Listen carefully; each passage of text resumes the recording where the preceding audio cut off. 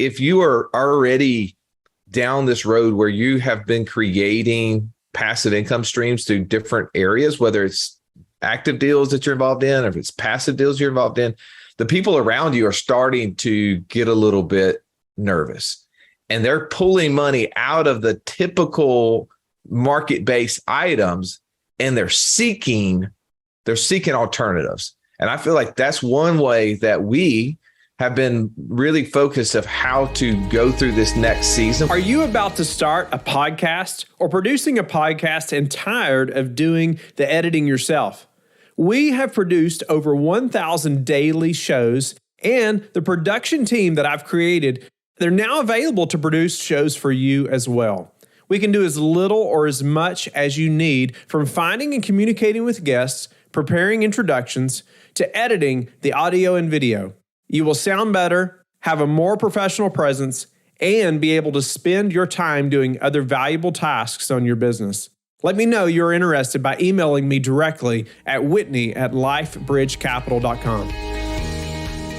Thanks for joining us again today. Please hit that like button, subscribe to the show. We would appreciate a written rating and review. And I know you're going to learn a lot from Russ and Joey today as we dive in even deeper into these topics. I want us to move on a little bit. I appreciate the thoughts about the 8 streams of income. Most of us dream about that, right? And you all got started in land and even some crypto stuff, which I think is pretty wild that that was one of the first things that you all dove into, right? And I know a lot of people have ran away from that, and then they've wished they had done the same thing, right? And I think there's probably mixed opinions about it at this moment anyway. But anyway, what about just being prepared though, and being well capitalized, and as far as having cash on hand and access to cash? What does that look like? What are your thoughts on how we're prepared for whatever's going to happen, whatever is happening, and definitely different types of assets that you all are a part of? How do you look at that? How can the listener know that, hey, we're prepared and we have enough cash? Or what does that look like? Yeah, we had a guest on our show recently. He said something I think was really insightful. He said, when you first start out on this journey, you feel like, man, I'm going to come across more deals than I'll ultimately have money for, right? So that's where this fear of having enough capital sets in, right? And so we start trying to stack cash. He said, but ultimately, once you start doing deals, you'll find out you got way more money than you have access to deals.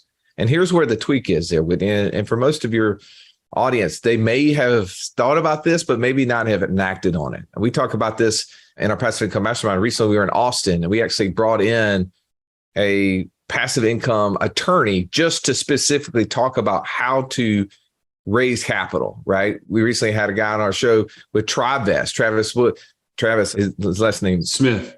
Travis Smith. He's been on the show as well. With Travis, of how to basically invest with friends and family, right? And I feel like the thing that if you are already down this road where you have been creating passive income streams through different areas, whether it's active deals that you're involved in, or if it's passive deals you're involved in, the people around you are starting to get a little bit nervous, and they're pulling money out of the typical market-based items, and they're seeking alternatives. And I feel like that's one way that we have been really focused of how to go through this next season. We don't know what this season is going to look like, right?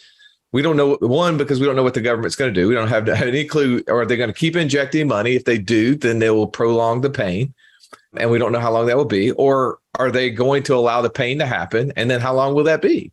But we know that if we get to a position where we have, one, access to cash, and then two, we've put ourselves in a position where others are investing in us, then we can get into other deals and we can ride the wave, right? And I feel like that's the part that many of us, if you're an experienced investor, if you haven't already started looking at that, this is a great time to be seeking that opportunity, because some of the smartest people that we know, we were at an event recently with a guy named Mitch Stephen. You had Mitch Stephen on your show before, Whitney? I'm not sure. Mark this down. Get him on your show. This guy is one of the most fascinating guys. I won't give away his whole thing, but he was talking about having over $28 million right now in investor capital that he's paying at 8%, and he's earning anywhere between 10 to 12 on owner finance homes. And he's like, that's all their money. That's all my investors' money. And it's all backed by collateral. So if any of them want their money back, I'm just going to give them the deed to the house that it's associated with and say, go get it. And to me, there's a lot of benefit to being an expert in investment and then finding other people to partner with. What else would you say to that, Joey? Well, I was just going to say some practical things. As you're listening to this, you're like, okay, how does this apply to me? There's some really simple things that you could do. One, if you're paying extra on debts right now, like paying down your house faster than is required, paying down on student loans faster than required, any of those things, I would say stop immediately. All right. Put the cash in a place where you can access, because the first place you're going to try to go when you need to bail out for some reason, you go back to the car company and say, hey, by the way, I've been paying extra payments all year. I just need a little bit of that back because I ran into a hard time. They don't give you the money back, right? You've given up the ownership of those dollars to them.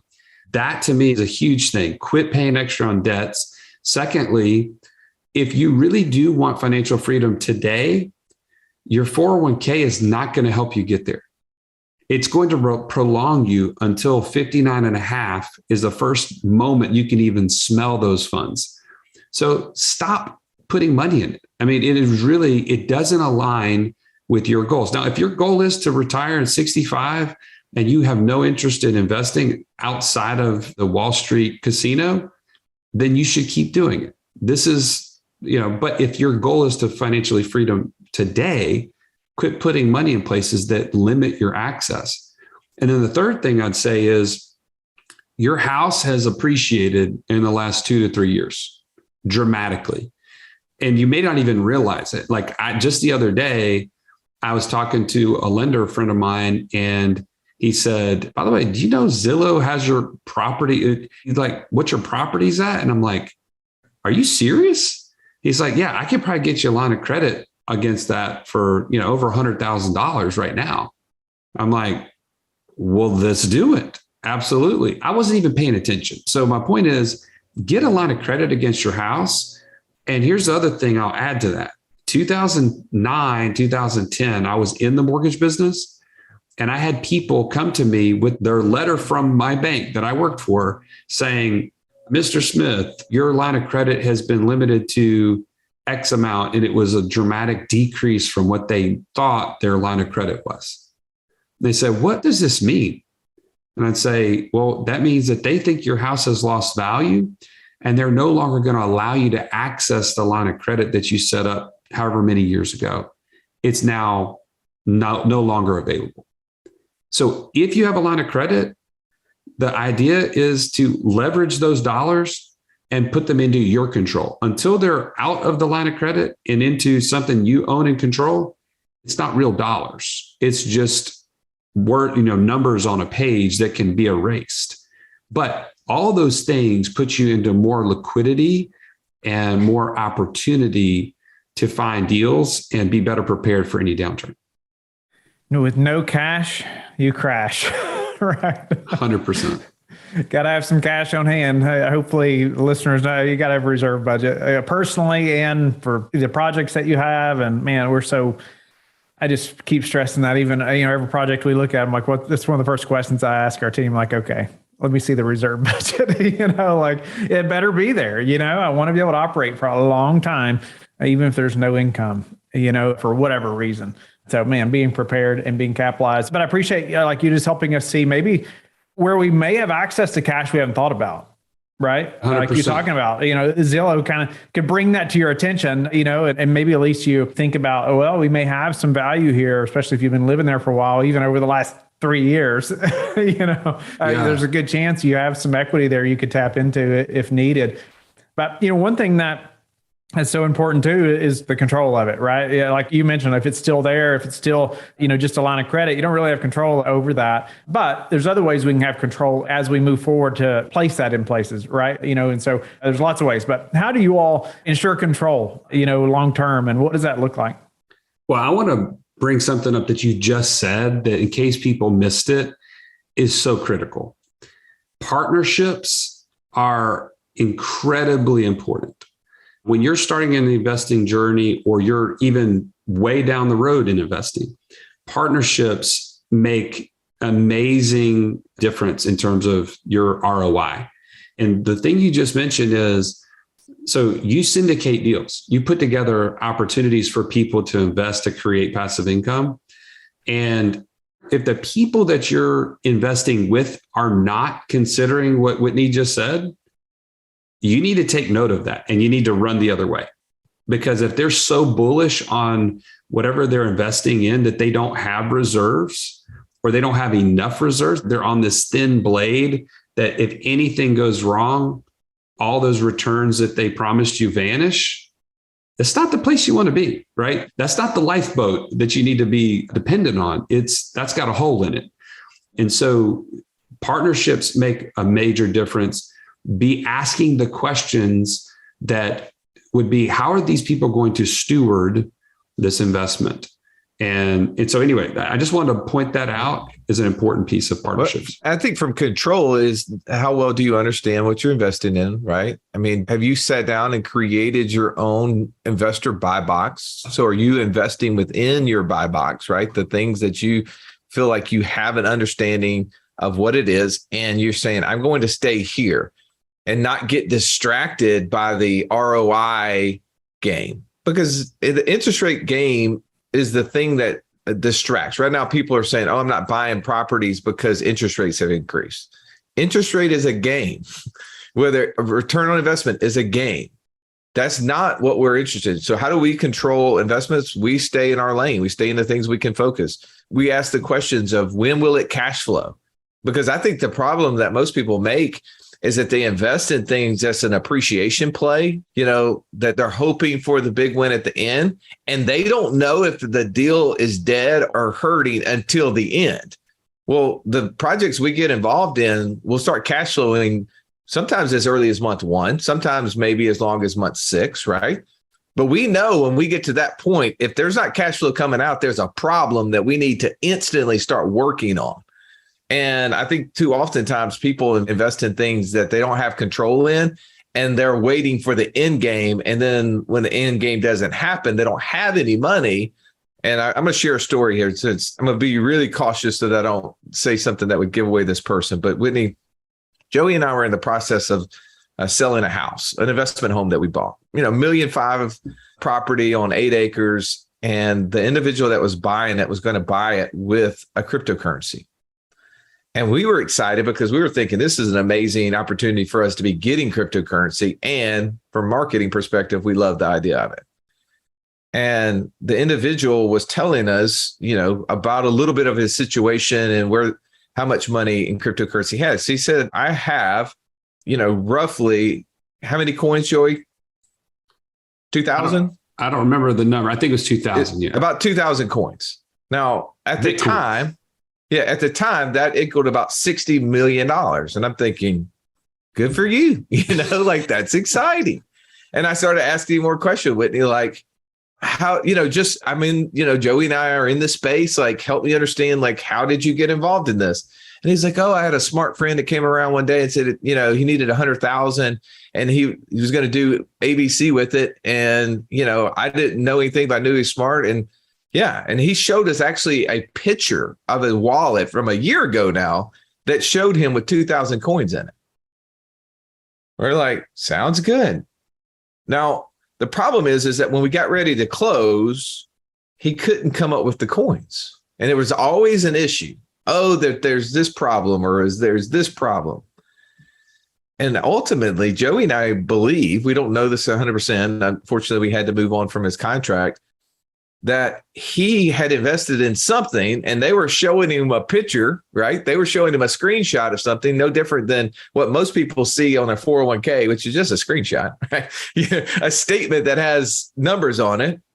And he thought, oh, this is how much money I had. But it wasn't until he tried to get the money out that he couldn't get it out. They kept giving him an excuse. They kept saying, oh, well, we missed the window to get it off the platform. It's going to be another 72 hours. And we played this game with him for almost 30 days because we really wanted the deal to go down because we wanted the crypto. And he couldn't make it happen. And I feel like that's just a crazy example of what a lot of people, though, deal with, where they put their money in things that they don't ultimately control, and they don't know there's a problem until the end.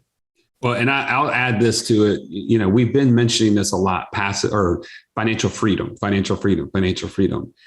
The reason that we focus on cash flow and as fast as it can happen, cash flow, is because if your passive income exceeds your monthly expenses, you are free.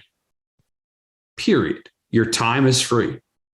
Your location is free, right? All of the things that you want to have can happen if that happens. But appreciation does not create cash flow. So if you're focused in on cash flow, you're going to then bring down the number of investments that make that happen. And then you're going to create partnerships with the right people that will make that happen. So I just wanted to not miss that point. Yeah. So then you're collaborating, right? It's interesting. You know, even you do all talking about the land flipping stuff too, and Mark, and it's like you find an expert in that space, and why not create a partnership, right? Why not hunt or just pull from people, you know, and help them at the same time, of course. But I just mean, it's going to help you to move so much faster, right? What about other ways you all have collaborated to grow? You all have numerous businesses now. You know, what other businesses have you done where you've kind of done the same thing, right? You found somebody that's an expert, you've partnered in some way, you've collaborated to build something really amazing. Excuse me, I know my internet dropped earlier, so my business partner may have covered this. Did we talk about our short-term rental business already, Joey? We did. We talked about, how we got started with my condo, but we didn't get into the details of how we created a partnership there. Well, so the partnership from that standpoint is we were actually podcasting and had interviewed 4 or 5 guests within the short-term rental space.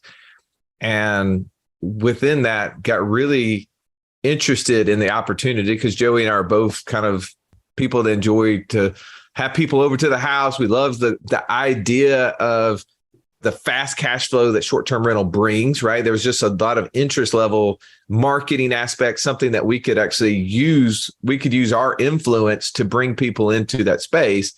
And so for us, it was like, oh, well, now we just need to find somebody to run it. And actually, one of the guys we were talking to, I don't know if you've ever spent time talking to Jay Massey, the cash flow diary guy. And he runs a pretty big business out there in LA in this space. And we said, hey, we want to go through your program and start a short-term rental business. He's like, no, you guys aren't. I'm like, what do you mean? He goes, you guys can't do it. And now, Whitney, I'm the kind of guy, you say I can't, I will, just to prove you wrong, right? You say black, I'm going to say white, whatever it is. I'm going to go the opposite way. That's another way of saying he's hard-headed, Whitney. Just FYI. Competitive, contrarian, all those words, right? I went to Auburn instead of Alabama. Well, what he was saying is that you guys don't have time to do this. You got too many businesses. You got too many irons in the fire. And we said, oh, we have no interest in doing this ourselves. And he's like, well, wait a second. What do you mean? Because he had never seen a situation where investors came in and brought in an operator, put them in. He just had operators that he was training. And the Lord just opened up a door with us. We, again, connections. And we found a guy who'd been in the remodeling space for about 12 years. His business had just went through a situation where Joey was talking about line of credits being cut off. The bank had just shut off his line of credit, which is his operating line of credit. And he was basically out of business. And he came to us, just shared some stuff. And we said, hey, would you be interested in partnering with us on this system? And here's what we want to do. We want to send you through this whole coaching model. We're going to get you a salary. We're going to put you up. But our goal is to make this work is to go from 0 units to 15 units in the next 12 months. Now we're overachievers. We went to 21 units, I think, in the first 12 months. But in that process, just partnering with him and putting him in a position, I already had a guy. So we use a tool called Culture Index. You familiar with Culture Index, Whitney? Yeah, and similar things like it. Yeah, if you don't know what Culture Index is, it's basically an assessment tool that helps people understand job performance, job traits, natural things, the way they operate. And we knew that this individual is a high autonomous person, someone with a lot of details. And that's what this role really required. And so we partnered with this individual to create a short-term rental business and invested the money and the energy to get him up to speed. And at the same time, we used our expertise. So it wasn't completely hands-off. So what were we using? We were giving him business insight, meeting with him once to twice a week, talking about the business, what's going on, using our influence to get real estate agents and other management people and business people who would have people coming into the city that we were in to be able to push tenants toward, potential guests toward him. And so using the things that we were already gifted at, but also using his skill set where he was used to running a business, he was used to delegating tasks to people, being able to handle some hands-on things was not past his expertise. And I feel like that was a great collaborative effort with us using podcast guests to help inspire, using someone else's expertise had already done that, courses, not being afraid to spend money. We spent roughly 20 grand, I think, in the training to get that. And I think a lot of people shortchange ideas like that. And then being willing to invest in a salary for an individual before the business ever cash flowed, because we had the expertise to run the math out and see what the numbers would look like. I love the thought process of, just finding a business, getting it going, bringing on an operator, and how you all have done this numerous times now. And maybe you can speak to even helping the listener to think like that as well. Because I could see how it was Jay Massey, he was like, wait a minute, guys, you all are doing so much, you can't go start this as well, right? But you all had a very different thought process on how you were planning to do it, right? You all weren't going to be the active operator or making all the phone calls or taking all the training personally. You had a different way of doing that. Speak to doing that numerous times now and creating, different streams of income from different types of businesses, and really still having the capacity to do that and have that freedom that we talked about to take your daughter to school or pick her up, and you're thinking about, man, we're going to go start another business and start another business. And, I think about, the businesses that we have, and I'm like, okay, that's enough, it's enough time spent. But tell us about your thought process behind, okay, we're going to start another business and another stream of income, the thought process behind being able to accomplish that and it still be passive. I think it is exactly from the beginning, being clear on your own personal framework, right? So Russ and I make decisions in light of what is our big why? What is our big vision? Russ already mentioned his vision board. We actually have a course in our community that we call the Passport Challenge. And it helps people to start dreaming of what would their life look like if they were financially free? Like, who would they be? What would they be doing? And what would they have? Right. And once you get clear on that, then it's like, that's where I start the decision of, will I take on this business? Like, does this business fit in light of that? And so for us, it was like, in order for any of these things to come to fruition, if we have to be involved in anything more than just an advisor or like a board member type of standpoint, like that's how we see ourselves in terms of any business that we start.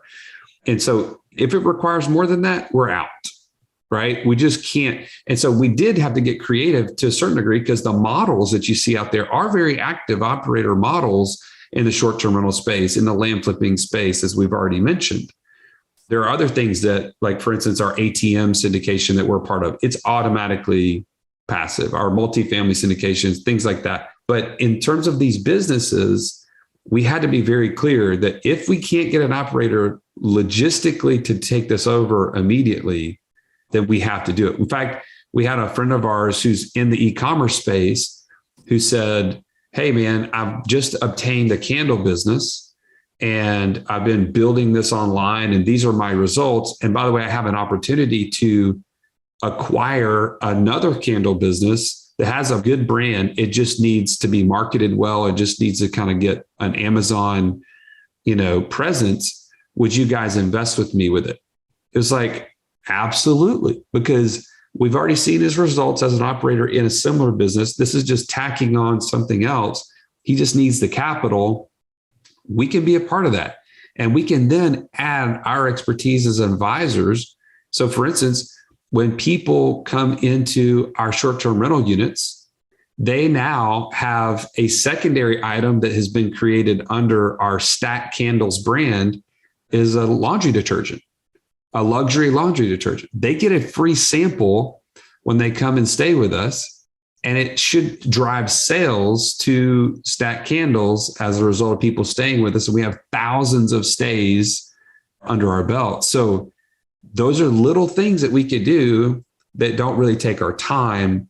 They're just ideas. They're just, providing advice and direction and accountability. Accountability is the other part that I think that we bring to it and that we've learned the most from, that I'll add under this whole idea of collaborating, is when we got serious about passive income, Whitney, we started putting a report out every single month. And do you want to talk about like creating seriousness? I mean, try putting your weight goals out on Facebook or Instagram and like a picture of you on a scale. You're going to think twice about, that bear claw that you're trying to take down for breakfast. Like, you're going to step away from it because I've never been willing to put my picture on Facebook like that. I would not do that. However, man, that is some accountability. And I think you're so right. We all need some accountability. It's interesting. I'm just recently even instituting some of that across our team more and more, just even on the personal side, just to push more personal growth and whatnot.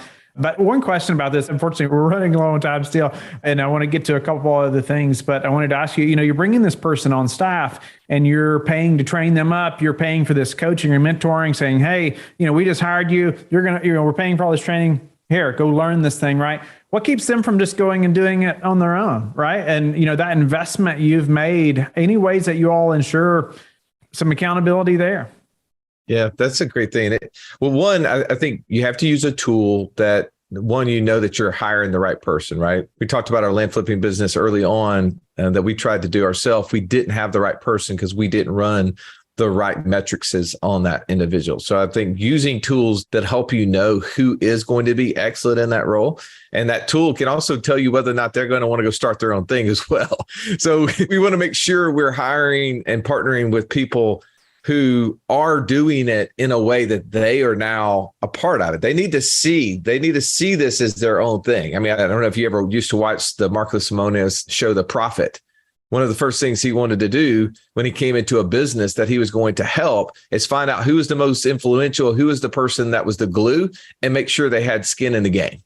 Right? Because yes, that's how you keep them from moving, is that you give them skin in the game. And so what we've been able to do in one way or another is to make sure every one of our partners has skin in the game.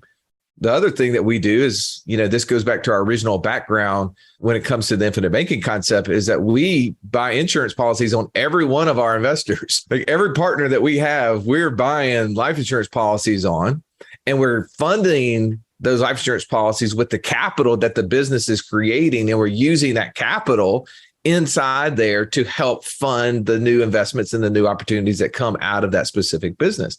But also that creates some opportunities. You can create bonus structures and things for those individuals that, the world has 401ks and stuff like that. Joey and I don't believe in that. That's cuss words in our world. But there's ways to create bonus structures through that capital. So we're doing our best, but I love, and I won't say it perfectly, I'll forget it, but Sir Richard Branson had a saying that I would rather, spend and invest money and time into employees and into team members and watch them leave to go do greater things than not spend any money on them and watch them stay. Right. And so like for us, like, unfortunately, we've had some people on our team and different places that have went and started their own thing. But for us, I think the way we've been able to help it from the investment side is that they always have skin in the game. Like this needs to be their primary thing that they see growing, and they have to have that same aspiration that they do want to grow it. If it's just your idea, if it's just you're interested in it, then you got the wrong person, in my opinion. Yeah, I love that. And that tool, quickly, you called it a culture index. Is that right?